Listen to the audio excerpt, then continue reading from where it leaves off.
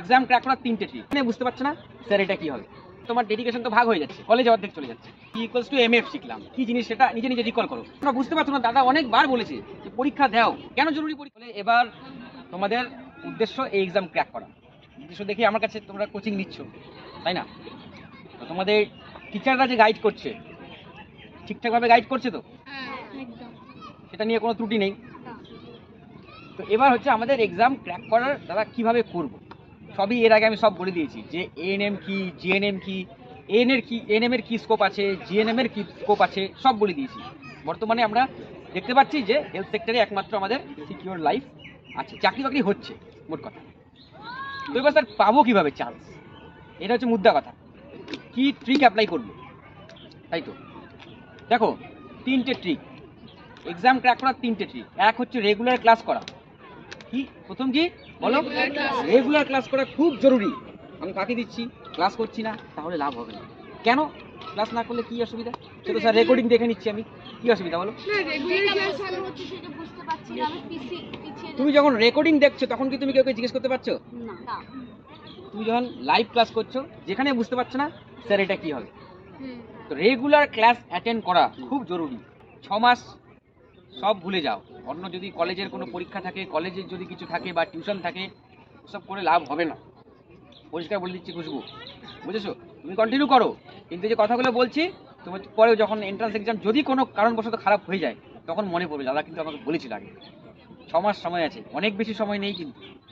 এই পরীক্ষায় 1,20,000 ক্যান্ডিডেট পরীক্ষা দেবে, সেখানে 5,000টা সিট, 6 মাস সময়, মানে কিরকম ডেডিকেশনের সাথে পড়তে হবে বুঝতে পেরেছো তো? সেখান থেকে তোমার ডেডিকেশন তো ভাগ হয়ে যাচ্ছে, কলেজে অর্ধেক চলে যাচ্ছে। তাহলে ফুল ডেডিকেশন দিয়ে পড়ো। তাহলে 1 নম্বর হচ্ছে রেগুলার ক্লাস করা। 2 নম্বর কি, 3টে ট্রিক বলে দিয়েছি, পড়া দেওয়া আর পরীক্ষা দেওয়া। 2 নম্বর হচ্ছে রিভিশন উইথ অ্যাক্টিভ রিকল। মানে অ্যাক্টিভ রিকল কিন্তু আমি বারবার বলি, শুধু পড়ছি তা নয়। একটা টপিক পড়লাম, বন্ধ করে দাও, রিকল করো আমি কি পড়লাম, নিজে নিজে এমনভাবে রিকল করো তুমি কেউ বোঝাচ্ছ। ফিজিক্যাল সায়েন্স তোমাদের সব থেকে বেশি কঠিন লাগে, ফিজিক্যাল সায়েন্সে তো বেশি করা উচিত। সাপোজ ফিজিক্যাল সায়েন্সের একটা টপিক পড়লে নিউটনের গতিসূত্র, নিউটনের দ্বিতীয় গতিসূত্র থেকে আমরা কি শিখলাম, বন্ধ করো, তুমি যা পড়েছো বন্ধ করো, নিজে নিজে বিড়বিড় করো। হ্যাঁ, নিউটনের গতিসূত্র থেকে কি শিখলাম, বলের সংজ্ঞা শিখলাম, তাই তো? P = MF শিখলাম, কি জিনিস সেটা নিজে নিজে রিকল করো। যেখানে আটকে যাচ্ছ খুলে দেখো। অ্যাক্টিভ রিকল করি না দেখে আমরা কিন্তু পিছিয়ে থাকি। অনেকে অনেক হার্ডওয়ার্ক করে, নরেন্দ্রপুরের স্টুডেন্ট আছে সামনে বসে, বলুক তো ভাই অ্যাক্টিভ রিকলের একটা আলাদা ভ্যালু আছে না? শুধু পড়ে যায়, রিকল কিন্তু সবাই করে না। এরা রিকল করে না দেখে এরা বলে, আমি যখন পড়া ধরি এদেরকে, স্যার জানেন আজকে আমি 4 ঘন্টা পড়েছি লাইফ স্কিল, কিন্তু আপনাকে পড়া দিতে পারছি। স্যার আমি 2 ঘন্টা পড়েছি, আপনি পড়া ধরবেন দেখে আমি সকাল থেকে পড়ছি। কোশ্চেন করি অ্যান্সার দিতে পারে না, কেন? অ্যাক্টিভ রিকল করে না দেখে। পড়বে পাশাপাশি রিকল করবে যে আমি কি পড়লাম, বন্ধ করো মনে করো, খুব জরুরি। 3 নম্বর ট্রিক কি বলো? রিভিশন তো বলেই দিলাম, রিভিশন উইথ অ্যাক্টিভ রিকল। পরীক্ষা দেওয়া খুব জরুরি। তোমরা বুঝতে পারছো না, দাদা অনেকবার বলেছে যে পরীক্ষা দাও, কেন জরুরি পরীক্ষা দেওয়া বলো তো? স্যার আমি তো পড়ি, স্যার আমি রিভিশন দিই, পরীক্ষা না দিলে হয় না, কেন পরীক্ষা দেওয়াটা কেন জরুরি? আলটিমেটলি তো স্যার আমাদের পরীক্ষায় দিতে হবে গিয়ে। আলটিমেটলি তোমাকে পরীক্ষা হলে কেউ পড়া ধরবে না। পরীক্ষা দেওয়া আরো কেন জরুরি, তুমি যে পরীক্ষাটা দেবে জুন জুলাইতে, সেটা 1,20,000 স্টুডেন্ট পরীক্ষা দেবে, তোমার কম্পিটিশন 1,20,000-দের সাথে। তাহলে পরীক্ষা এবার আমাদের কোচিংয়ে এটাই বেনিফিট আছে তোমাদের, সব জেলা থেকে স্টুডেন্ট আছে, মানে পুরো ওয়েস্ট বেঙ্গল কভার হয়ে যাচ্ছে। তুমি আমাদের কোচিংয়ে যদি ওদের সাথে কম্পিটিশন করে ভালো রেজাল্ট করো, তার মানে তুমি তোমার হয়ে গেল 1,20,000-এর সাথে কম্পিটিশন করা। এটা ভেবো না যে স্যার আমি তো এখানে 100 জন 150 জন আছে, এদের সাথে কম্পিটিশন করছি, স্যার আমার তো পরীক্ষা স্যার 1,20,000-দের সাথে দিতে হবে, পারবো কিনা স্যার। অনেকে ডিমোটিভেট হয়ে আমাকে মেসেজ করে, স্যার আমার মনে হয় না আর পারবো, এতজন স্যার। এগুলো একদম ফালতু চিন্তা ভাবনা, মাথা থেকে বের করো। তোমাদের কোচিংয়ে রাজ্যের প্রত্যেকটা জেলার স্টুডেন্ট আছে, এদের সাথে কম্পিট যদি করতে পারো তুমি সেখানেও পারবে। আরেকটা মজার বিষয় বলি, শুনে তোমরা সবাই খুশি হবে। পরীক্ষার ক্যান্ডিডেট কত বললাম, half student OMR sheet fill up করতে পারে না। কত বাদ কত গেল,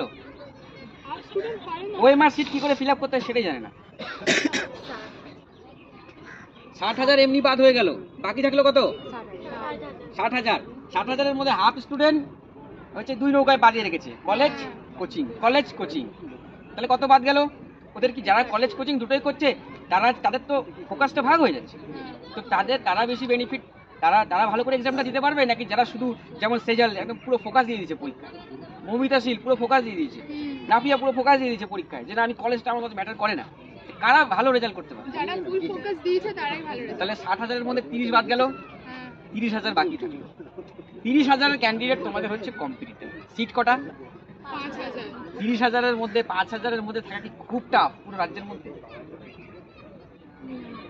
এখন আসলে দাদা এই 30,000 ক্যান্ডিডেট আপনি বললেন যে এরা কলেজ কোচিং একসাথে করছে না, এরা হচ্ছে কোচিংয়ে ফোকাস করছে, তাহলে স্যার আমার তো সিট 5,000, তাহলে 30,000-এর সাথে কি করে কম্পিট করবো, এটাই প্রশ্ন।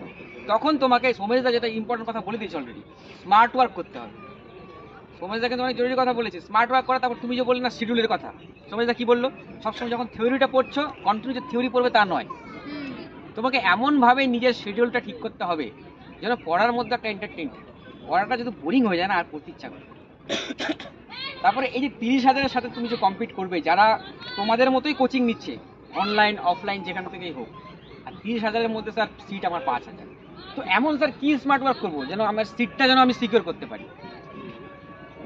প্রথম কথা, সোমেশদা অনেক ইম্পর্টেন্ট কথা বলেছি, যে সাবজেক্টে বেশি নম্বর, লাইফ সায়েন্স, ফিজিক্যাল সায়েন্স, তোমাকে সেই সাবজেক্টগুলো প্রতিদিন পড়তে হবে। এটা কিন্তু স্মার্ট ওয়ার্কের মধ্যেই পড়লো। তাহলে 1 নম্বর স্মার্ট ওয়ার্ক কি? প্রতিদিন পড়া, প্রতিদিন পড়া।